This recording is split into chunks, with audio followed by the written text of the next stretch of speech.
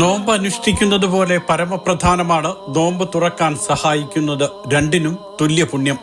സഹനത്തിന്റെ മാസം പിറന്നതോടെ ഗൾഫിലെ കാഴ്ചകൾ ഇപ്പോൾ ഇങ്ങനെയാണ്. പള്ളികളിലും സന്നദ്ധ സേവന കേന്ദ്രങ്ങളിലും സാംസ്കാരിക കേന്ദ്രങ്ങളിലുമെല്ലാം നോമ്പുതുറ വിഭവങ്ങളുടെ വിതരണം. ദുബായ് മർക്കസിലും പരിസരങ്ങളിലും വൈകുന്നേരമാകുമ്പോഴേക്കും തിരക്കാകും. 1000-ലധികം ആളുകൾക്ക് നോമ്പ് തുറക്കാനുള്ള സൗകര്യമാണ് ഒരുക്കിയിട്ടുള്ളത്. ദുബായ് ഗവൺമെൻറ്റിന് കീഴിലുള്ള ദുബായ് ചാരിറ്റിയാണ് നമുക്ക് വേണ്ടിയുള്ള ഫുഡ് സപ്ലൈ ചെയ്യുന്നത്. അത് ഞങ്ങളെ മർക്കസിൻ്റെയും ICF-ൻ്റെയും RS-ൻ്റെയും KCF-ൻ്റെയും വളണ്ടിയേഴ്സിൻ്റെ സന്നദ്ധ സേവന പ്രവർത്തനം കൊണ്ട് ഭംഗിയായി ഇന്നലെ ഞങ്ങൾക്ക് പൂർത്തിയാക്കാൻ കഴിഞ്ഞു.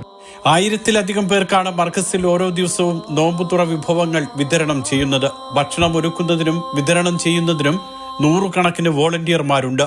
സ്നേഹത്തിൻ്റെയും സഹനത്തിൻ്റെയും മഹത്തായ മാസത്തിൽ ഈ വോളണ്ടിയേഴ്സ് ആ ജോലി കഴിഞ്ഞുകൊണ്ടാണ് ഇതിനുവേണ്ടി ഇറങ്ങിത്തിരിക്കുന്നത്. തീർച്ചയായിട്ടും വളരെ പ്രശംസനീയമായ സ്വാഗതാർഹമായ വിഷയമാണിത്. എല്ലാവരുടെയും പ്രാർത്ഥന അവർക്ക് വേണം. അതോടൊപ്പം സഹായവും സപ്പോർട്ടും വേണം. നോമ്പനുഷ്ഠിച്ച് ജോലി ചെയ്ത ശേഷമാണ് ഓരോരുത്തരും സന്നദ്ധ സേവനത്തിന് ഇവിടെ എത്തുന്നത്. ദുബായ് ചാരിറ്റിയുമായി സഹകരിച്ചാണ് ഭക്ഷണ വിതരണം. ചിലപ്പോൾ ചില സന്മനസ്സുകളും സഹായിക്കും. Mathrubhumi news, Dubai.